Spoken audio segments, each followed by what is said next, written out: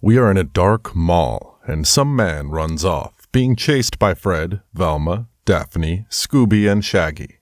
They follow close behind the man and end up stopping at the escalator. Fred tells the gang they should never run up an escalator, so they're all going slowly up the escalator to reach the top. The man they were chasing is nowhere to be found. Velma asks Fred what they should do now. Fred suggests that they get a view from above that will help them get a clear view of where he might be. He wants them to build a human pyramid.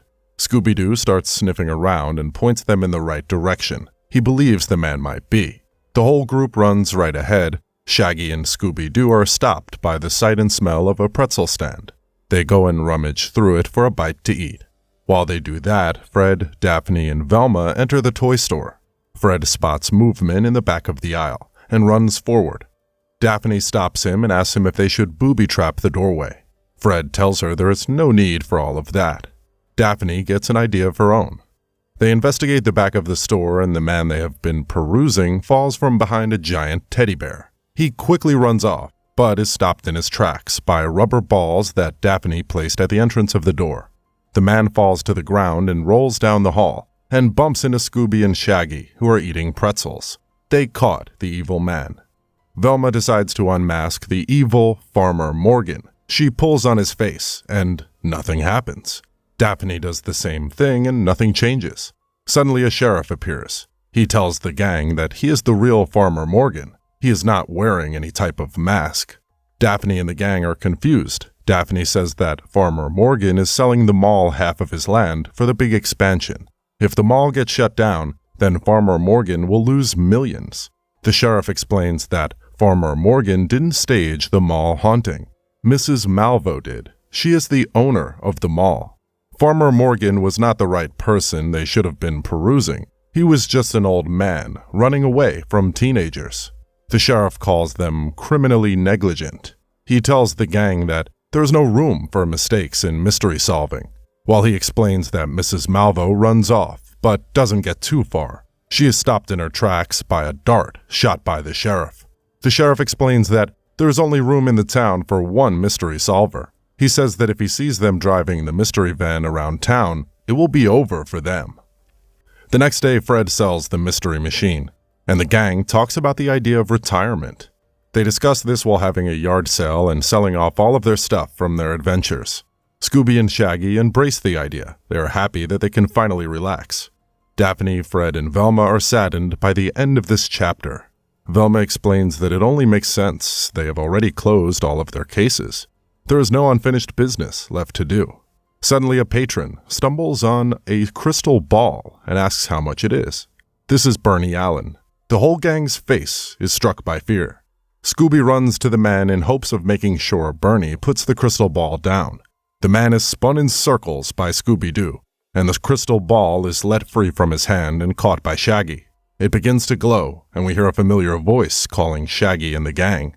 It's Vincent, claims that he has been trying to make contact with them for months. Vincent is being chased by the 13th and final ghost, who wants the chest of demons. The ghost wants to set free all of the evil monsters, ghosts, and ghouls they have captured. Vincent's call is cut short.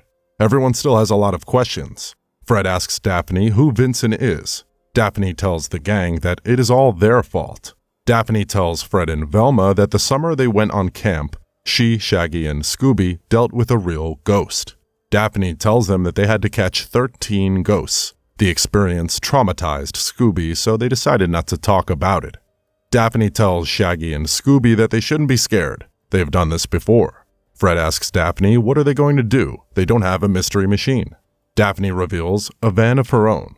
Fred tries to drive it, but it's a stick shift, so Daphne drives it and the gang is off. They travel through the night and Velma studies the story of the chest of demons. Velma tells them that the one that got away was Asmodeus, the evilest of all 13. Daphne spots that they are being followed and uses evasive maneuvers to lose them, but she is unsuccessful. Shaggy and Scooby find that they are not being followed by a person. The car is not being driven by anyone. Daphne instructs Shaggy and Scooby to use countermeasures. They make use of a desktop screen and release oil slicks and smoke screens to lose their tail. They are unsuccessful. The car following them appears in front of them. Daphne gets an idea and starts to drive in reverse towards the edge of the cliff, and off they fall to the bottom where they land in the water. She deploys a rubber ducky around the new mystery machine that allows it to float. Everyone is still in shock, but Daphne isn't. They finally arrive in Vincent's scary mansion, where the door is unlocked. Shaggy suggests that they all split up, and Daphne asks Velma to follow Shaggy and Scooby. Suddenly, the crystal ball starts to glow. Daphne realizes that the crystal balls are like homing beacons. She suggests that they follow the glow, and that should bring them to Vincent. While they do that, Shaggy and Scooby search the kitchen and make themselves something to eat. Velma finds that Vincent's window has a series of pulleys that must run through the castle. Shaggy believes that her skepticism will be proven wrong about Vincent, that there are ghosts and that those ghosts are real. Scooby goes to the pantry and finds there is a scary monster in there. Velma walks in and Shaggy and Scooby are scared that she may have been captured. But Velma finds out that the howling winds must be coming from speakers that she found. Daphne and Freddy arrive at a library. It appears to be a dead end. Vincent is nowhere in sight, and Fred and Daphne talk about the change in dynamics since Daphne is in charge. Fred doesn't know where he fits in, and while talking, Fred accidentally finds them a lead. They walk into a secret passageway in the library. All the while, Shaggy, Velma, and Scooby look for their leads. Scooby sniffs the speaker and gets something. He runs down the hallway and reaches the end. It's a false alarm, just a couple of mice. Velma accidentally presses a brick in the wall that sends them spiraling down a secret slide that brings them to the ground, where they meet Fred and Daphne. Scooby sniffs around and reaches a coffin. Scooby says Vincent is in the coffin. They open the coffin and he is there, tied up. Vincent is so happy to see them and be released. All of a sudden they see Asmodeus, who is a fire-breathing demon. Vincent tells Shaggy, Daphne, and Scooby to open the chest, but Shaggy tells him that he sent the chest back to Vincent's house in the Himalayas. Vincent tells Shaggy that wasn't his house. It was an Airbnb. Daphne tells the demon that the chest is not with them. He should find it on his own. The demon, overcome with rage, is about to set fire to the gang, but they're saved by Vincent, who protects them. The demon has disappeared, and Vincent tells them that they must get to the chest before he can. They end up in the Himalayas and find Bernie Allen from the garage sale. They follow him and are chased by the same driverless car. The car sets off avalanches on the gang that leaves them snowed in a temple.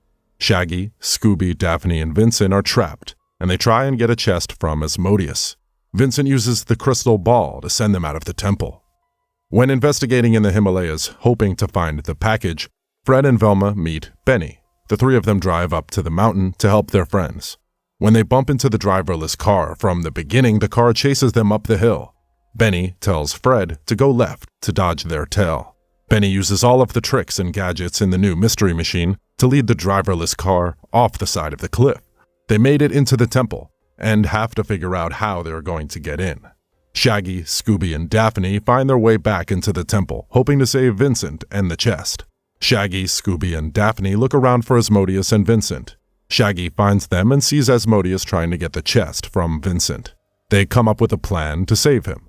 Daphne decides to use Scooby's parachute to disguise him as the 14th ghost in hopes of getting the chest of demons. Suddenly Fred, Velma, and Benny arrive and see Scooby Doo dressed in drapes, looking like a ghost. They think he may be the ghost. They're prepared to shoot when Daphne lifts the parachute to show them who they are.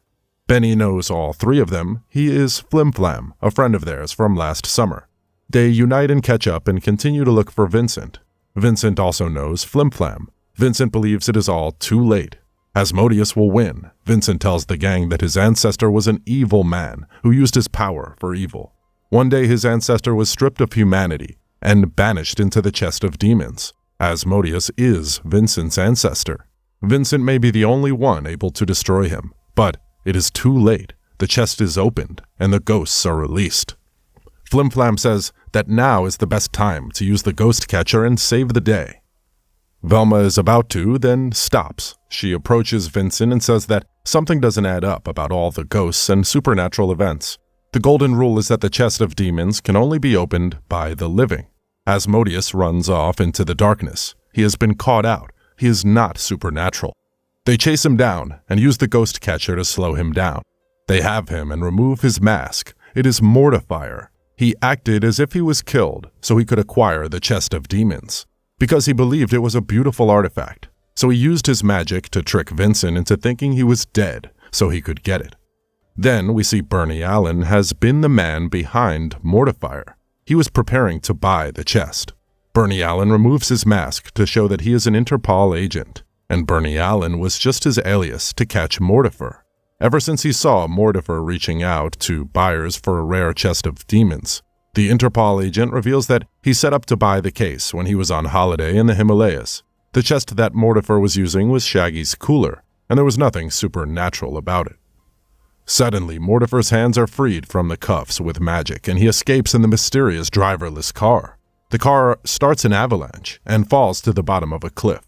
Then a figure appears in all the dust caused by the snow. It is the real Asmodeus. He has been freed from the chest of demons. Asmodeus was watching over Vincent as a guardian angel. Asmodeus has finally gained redemptions for the evils in his past life. Interpol catches Mortifier, and the gang return to the airport and are ready to fly off. Fred thanks Daphne for such a good job. Velma shows them that she has the real chest of demons, prepared to open it when she is stopped by the gang. They're going to fly across the world and solve mysteries. They invite Flim Flam, who declines and would rather stay in the Himalayas and scare tourists. They fly off into the sunset, and Fred is still unsure if he wants to continue solving mysteries. But Velma and Daphne convince him that Farmer Morgan's case still needs to be resolved. There are a lot of holes, and they may have let him go.